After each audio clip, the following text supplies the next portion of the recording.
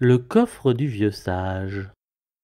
Il était une fois dans les montagnes un vieillard qui vivait assez heureux. Il possédait un beau troupeau de moutons et sa femme était bonne maîtresse de maison. Elle tissait à merveille et n'avait pas sa pareille pour trouver dans les hauts pâturages la fleur de safran et autres épices très recherchées. Aussi le brave paysan n'avait point de mal à vendre au marché ses fromages, sa laine et les tissus ainsi que les épices préparées par son épouse. Lorsque sa femme mourut, le vieil homme porta longtemps le deuil, avant de décider d'abandonner son métier et de profiter tranquillement de sa petite maison et de son jardin en compagnie de ses petits-enfants. Après avoir bien médité à la chose, il convoqua ses fils et partagea équitablement entre eux tout son bien. Mais dès lors, sa vie devint plus difficile. Il n'avait plus personne pour s'occuper de son linge et de son ménage.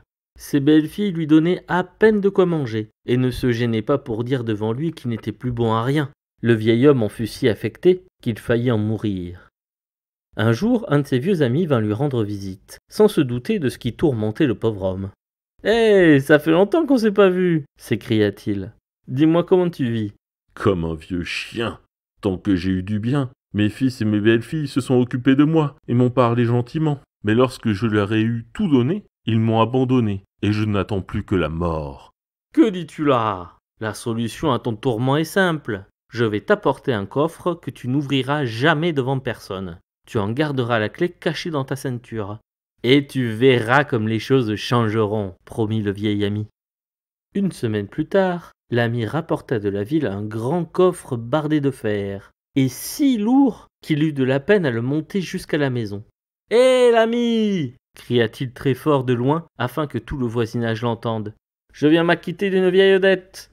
Excuse-moi de n'avoir pu te rembourser plus tôt, mais je n'avais pas d'argent. À présent, c'est chose faite. » À l'abri de la maison, il rappela une fois de plus au vieillard qu'il devait bien laisser ce coffre en évidence, mais de laisser personne l'ouvrir, et pour ce faire, garder précieusement la clé sur lui. Dès que l'ami fut reparti, l'épouse du fils aîné se précipita vers la maison. La curiosité la tenaillait, mais elle n'en laissa rien paraître au vieil homme. « Il y a longtemps que je n'ai mis un peu d'ordre chez toi, » dit-elle en se mettant à l'ouvrage. Et quand elle eut fini, elle invita le vieux paysan à dîner. À partir de ce jour, tous les fils et les belles-filles du vieil homme se pressèrent autour de lui. Ils lui firent maint présent et l'invitèrent souvent chez eux. Une des femmes lui cousit une nouvelle chemise, l'autre lui offrit un bonnet pour l'hiver, et la troisième lui confectionna un gâteau au fromage, comme il ne s'en était pas régalé depuis bien longtemps. L'apparition de ce coffre dans la maison du vieillard marqua le retour du respect et de l'attention qui lui était due. « Ce coffre est sans doute plein d'argent, » soupirait la plus âgée des brues. « Il s'agit plutôt de bijoux et de pierres précieuses, tant il est pesant et tant est lourd de sa serrure. J'espère que le père ne donnera pas tout cela à d'autres, car nous l'avons négligé depuis quelque temps. » se tourmenta la femme du fils cadet. La plus jeune des brues n'était pas moins inquiète, et elle envoya souvent ses enfants chez son beau-père afin de lui apporter quelques fromages de brebis, au cas où le vieil homme récompenserait ses petits-fils de quelques présents retirés du coffre. Les voisins eux-mêmes n'avaient de curiosité que pour ce meuble et se mirent à faire de nombreuses visites au paysan. C'est ainsi que celui-ci vécut paisiblement le restant de son existence.